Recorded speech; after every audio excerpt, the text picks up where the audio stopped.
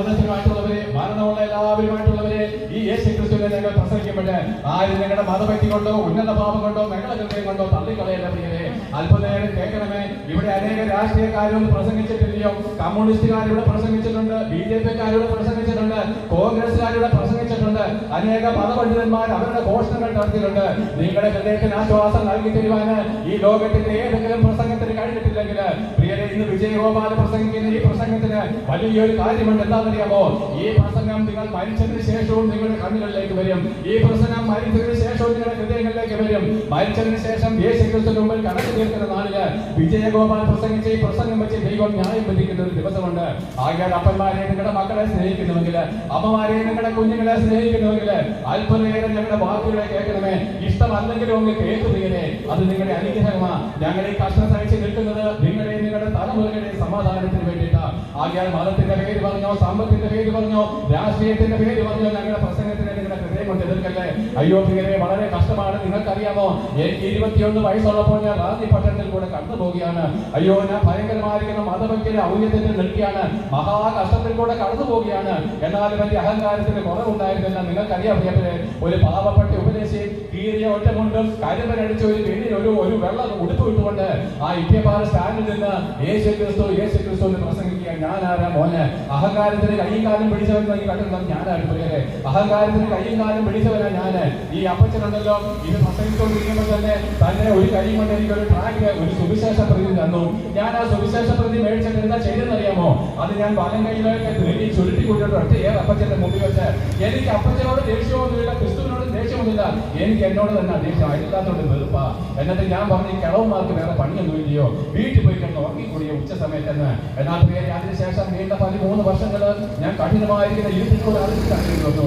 യേശു ക്രിസ്തു പ്രതികാരം ചെയ്യുന്നതല്ല പ്രിയരെ. പക്ഷെ കർത്താവ് എന്നെ സഹായിക്കാൻ വന്നില്ല. എന്റെ എല്ലാ സഹായികളും സ്വർഗത്തിൽ നിന്ന് മോശാക്കപ്പെട്ട് ഞാൻ അവനെ തള്ളിക്കളഞ്ഞത് വഴി 13 വർഷക്കാലം ഞാൻ അനുഭവിച്ച കഠിനമായിരിക്കുന്ന വേദനകള്, എന്റെ ഉപജീവന മാർഗം മുഴുവൻ കടം കയറി നശിച്ചു പോയി. എന്നാൽ നിങ്ങൾ സുവിശേഷത്തെ തള്ളിക്കളഞ്ഞത് ഹൃദയത്തെ ധ്യാനിച്ചു കഴിഞ്ഞാൽ അറിയാം, നിങ്ങളുടെ പ്രശ്നത്തിന്റെ ഉറവിടം ആ സുവിശേഷത്തെ തള്ളിയ നിങ്ങൾ ആരുമായിക്കോട്ടെ. എന്നാൽ അതിനൊരു പരിഹാരം എന്താണ്? സുവിശേഷത്തിലേക്കുള്ള മടങ്ങി വരുക. എന്നാൽ അവസാനം കടം കയറി കൊടിഞ്ഞു, എല്ലാവിധമായിരിക്കും ദുഃഖങ്ങൾ കൂടി ഞാൻ അറിഞ്ഞു.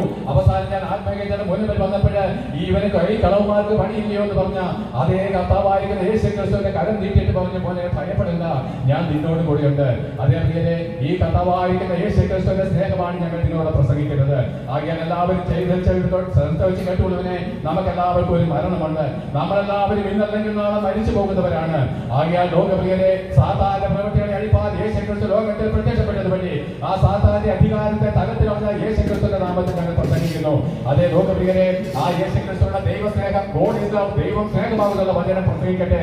എന്താണ് ദൈവത്തിന് നമ്മളോടുള്ള സ്നേഹം എന്നറിയാമോ? ഇതാ ബൈബിൾ പറയുന്നു, നാം പാപികളായിരിക്കുമ്പോൾ തന്നെ ക്രിസ്തു നമുക്ക് വേണ്ടി മരിച്ചിരിക്കാല് ദൈവത്തിന് നമ്മളോടുള്ള സ്നേഹത്തെ പ്രദർശിപ്പിച്ചിരിക്കുന്നു. പ്രിയപ്പെട്ടവരെ, എന്റെ ഭർത്താവ് എന്നെ സ്നേഹിക്കുന്നില്ല, പ്രിയപ്പെട്ടവരെ എന്റെ ഭാര്യ എന്നെ സ്നേഹിക്കുന്നില്ല, എന്റെ പ്രിയപ്പെട്ടവരെ എന്നെ സ്നേഹിപ്പാൻ ആരുമില്ല എന്ന് പറഞ്ഞുകൊണ്ട് നിങ്ങൾ നിലവിളിക്കുമെങ്കിൽ കേട്ടുകൊള്ളുവേൻ, ഒരിക്കലും തീർന്നു പോകാത്ത ഒരു സ്നേഹം നിങ്ങളെ സ്നേഹിക്കുന്നുണ്ട്. അത് കർത്താവും രക്ഷിതാവുമായിരിക്കുന്ന യേശു ക്രിസ്തുവാകുന്നു.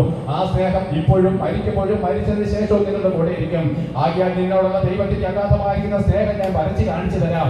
2000 വർഷങ്ങൾക്ക് മുമ്പ് ഭൂമിയുടെ മധ്യഭാഗമായിരിക്കുന്ന യെരുശലേമിലെ ഗോൽഗോഥ മലമുകളില് ആകാശത്തിനും ഭൂമിക്കും മധ്യേ ദൈവത്തിനും മനുഷ്യർക്കും ഇടയിലുണ്ട് ഒരുവൻ 2 കള്ളന്മാരുടെ മധ്യേ ക്രൂശിൽ തൂങ്ങിക്കിടക്കുന്നത് കണ്ടുവോ? അയ്യോ, ചാട്ടവാർ അടിയേറ്റ് അവന്റെ ശരീരം മുഴുവൻ തകർക്കപ്പെട്ടിരിക്കുന്നു. അവന്റെ അസ്ഥി കഷ്ണങ്ങൾ പുറത്ത് കാണുവാനുള്ള മാംസച്ചീളുകൾ തെറിച്ചു പോയിരിക്കുന്നു.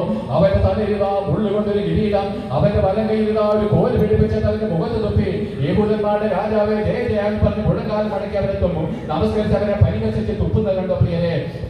ആ യേശു ക്രിസ്തുവിനാണ് ദൈവത്തിന് നിന്നോടുള്ള ഉദ്ദേശം. ആ യേശു ക്രിസ്തു കൂടി അല്ലാതെ ഈ ഭൂമിയിൽ ഒരു മനുഷ്യനോട് ദൈവത്തിന് ഇടപാടില്ല. അതുകൊണ്ടാണ് വചനം പറഞ്ഞത്, കേട്ടുകൊള്ളുവിന്. അങ്ങനെ ആ കർത്താവായിരിക്കുന്ന യേശു ക്രിസ്തു കാൽവരിയെ കുറിച്ച് മരിക്കുമ്പോൾ എന്താണ് സംഭവിച്ചെന്നറിയാമോ? അനാദികാലം മുതൽ നമ്മുടെ പാപത്തിന്റെ ശിക്ഷയാണ് അവൻ ഏറ്റത്. സംഭവിക്കുന്നത്. പ്രിയപ്പെട്ടവരെ, എന്താണ് ഈ ലോകത്തിന്റെ പ്രശ്നം നിങ്ങൾക്കറിയാമോ? ഇവിടെ എന്താണ് പലതും നമുക്ക് തമാശാണ്, രസമാണ്. എന്നാൽ വീട്ടിൽ എന്താണ് ഇങ്ങനെയുള്ള ഒരു വ്യക്തി ഉണ്ടെങ്കിൽ ആ വീട്ടിലാരുടെ വേദന എന്തെന്ന് നിങ്ങൾക്കറിയാം. പ്രിയരെ, യേശു ക്രിസ്തുവിന്റെ അടുക്കലേക്ക് ഭൂതം ബാധിച്ച് അനേകരെ കൊണ്ടുവന്നു. അവിടേക്ക് ഇവനാണ് കൊണ്ടുവന്നവരെല്ലാം ദൈവം സൗഖ്യപ്പെടുത്തി. അവൻ പറഞ്ഞു, എന്റെ അടുക്കലേക്ക് കൊണ്ടുവരുന്നവരെ ഞാൻ സൗഖ്യപ്പെടുത്തും. എന്നാൽ നോക്ക് പ്രിയരെ, ആ കർത്താവായിരിക്കുന്ന യേശു ക്രിസ്തുവിലേക്ക് നോക്കുവിന്. ആ യേശു ക്രിസ്തു കാൽവരിയിൽ കുരിശിൽ മരിക്കുന്നത് നമ്മുടെ പാപത്തിന്റെ ശിക്ഷയാണ്. നമ്മുടെ ഓരോരുത്തരുടെയും അകൃത്യങ്ങൾ നിമിത്തം യേശു ക്രിസ്തു മരിക്കേണ്ടി വന്നു. നമ്മുടെ ഓരോരുത്തരുടെയും അതിക്രമങ്ങൾ നിമിത്തം ദണ്ഡനം ഏൽക്കേണ്ടി വന്നു. നമ്മൾ ഏത് ജാതി മനസ്സിലായാലും ശരി, മനുഷ്യരായിരിക്കുന്ന സകല മനുഷ്യനെയും പാപ പരിഹാര ബലിയാണ് യേശു ക്രിസ്തുവിന്റെ ക്രൂശീകരണം. ആ യേശു ക്രിസ്തുവിന്റെ ക്രൂശിൽ അവൻ മരിക്കുമ്പോൾ ഇതാ ഭൂമി മുഴുവൻ കുലുക്കുകയാണ്, കല്ലറകൾ തുറക്കപ്പെടുകയാണ്. എന്തുകൊണ്ടാണെന്ന് അറിയാമോ? അന്നുവരെ മരണത്തിന്റെ അധികാരമായ സാത്താനെ അവൻ ആ കാൽവരിയിൽ കുരിശിൽ തകർത്ത് കളയാണ്. മരണത്തിന്റെ അധികാരിയായ സാത്താനെ അവൻ തകർത്ത് കളഞ്ഞ് അവന്റെ കയ്യിൽ നിന്ന് മരണത്തിന്റെ പാതാളത്തിന്റെ താക്കോൽ യേശു ക്രിസ്തു തിരികെ വാങ്ങിപ്പിക്കരെ. ആ യേശു ക്രിസ്തു ക്രൂശിൽ മരിക്കുമ്പോൾ സ്വർഗം അടച്ചു കളഞ്ഞിരുന്ന വാതിലിനെ അവൻ കീറി കളഞ്ഞു. ആദ്യം ദൈവം മനുഷ്യന്റെ പാപനിമിത്തം സ്വർഗത്തിന്റെ വാതിൽ അടച്ചു കളഞ്ഞുകൊണ്ട് മനുഷ്യർക്ക് പ്രവേശിപ്പാൻ കഴിയാത്ത വണ്ണം, പാപികളായിരിക്കുന്ന മനുഷ്യർക്ക് പ്രവേശിപ്പാൻ കഴിയാത്ത വണ്ണം സ്വർഗത്തിന്റെ വാതിൽ അടച്ചു കളഞ്ഞിരുന്നു. എന്നാൽ കർത്താവായിരിക്കുന്ന യേശു ക്രിസ്തു കാൽവരിയിൽ കുരിശിൽ മരിക്കുമ്പോൾ ഈ മരണത്തിന്റെ അധികാരിയായ സാത്താന്റെ അധികാരികളെ കർത്താവായിരിക്കുന്ന യേശു ക്രിസ്തുവിന്റെ നാമത്തിൽ, യേശു ക്രിസ്തുവിന്റെ അധികാരമുള്ള നാമത്തിൽ സാത്താന്റെ അധികാരികളുടെ ശക്തികളും നീങ്ങിപ്പോയി. അതേ ആ കർത്താവായിരിക്കുന്ന യേശു ക്രിസ്തു ഇന്നും ജീവിക്കുന്നു. അവൻ മരണത്തിന് മേലും സാത്താന്റെ മേലും ജയമുള്ളവനായിട്ട് ഇന്നും ഇതാ ഭൂമിയിൽ വാഴുവാൻ ആഗ്രഹിക്കുന്നു. പ്രിയരെ, ആ യേശു ക്രിസ്തു കാൽവരിയിൽ കുരിശിൽ മരിക്കുമ്പോൾ എല്ലാവിധമായിരിക്കുന്ന ദുരാച മണ്ഡലങ്ങളെ അവൻ തകർത്ത് കളഞ്ഞു. ആ യേശു ക്രിസ്തു കാൽവരിയിൽ കുരിശിൽ മരിക്കുമ്പോൾ സാത്താന്റെ പ്രവൃത്തികൾ കഴിപ്പാൻ ദൈവപുത്രൻ ലോകത്തിലേക്ക് വന്നു എന്നുള്ള വചനം അവിടെ സാധ്യമാക്കി. ആ യേശു ക്രിസ്തുവിന്റെ ക്രൂശിൽ സമ്പൂർണ്ണമായിരിക്കുന്ന ജയം സാധ്യമായിരിക്കുന്നു. ആകയാൽ യേശു ക്രിസ്തുവിനെ ഏറ്റുപറയുന്ന ഏവർക്കും ദൈവത്തിന്റെ കൃപയിൽ സമാധാനവും സന്തോഷവും ഉണ്ടാകും. ഇതാ നിങ്ങളെല്ലാം കാണുക, ഒരു പ്രിയ സാധുവായിരിക്കുന്ന സഹോദരി ഞങ്ങളുടെ മുമ്പിൽ നിൽക്കുന്നു. ഞങ്ങൾ പ്രസംഗിക്കുന്ന യേശു ക്രിസ്തുവിന്റെ ശക്തി ഇപ്പോൾ ഇവളിൽ കൂടെ വ്യാപരിച്ചുകൊണ്ട് ഇവരുടെ എല്ലാവിധമായിരിക്കുന്ന മാനസിക വിഷമങ്ങളും ഇവൾ വ്യാപരിക്കുന്ന എല്ലാ സാധാരണ അധികാര ശക്തികളും ദാസനായിരിക്കുന്ന യേശു ക്രിസ്തുവിന്റെ നാമത്തിൽ ഇവിടെ വിട്ടുപോകട്ടെ. ഇവൾ സുബോധവും സമാധാനവും ഉള്ളവരായിട്ട് ഈ ദേശത്ത് യേശു ക്രിസ്തുവിന്റെ സാക്ഷ്യമുള്ളവരായിട്ട് നിൽക്കട്ടെ. ഇവളുടെ ഭവനക്കാർക്ക് സമാധാനം ഉണ്ടാകട്ടെ. ഞങ്ങൾ യേശു ക്രിസ്തുവിന്റെ നാമത്തിൽ കൽപ്പിക്കുന്നു.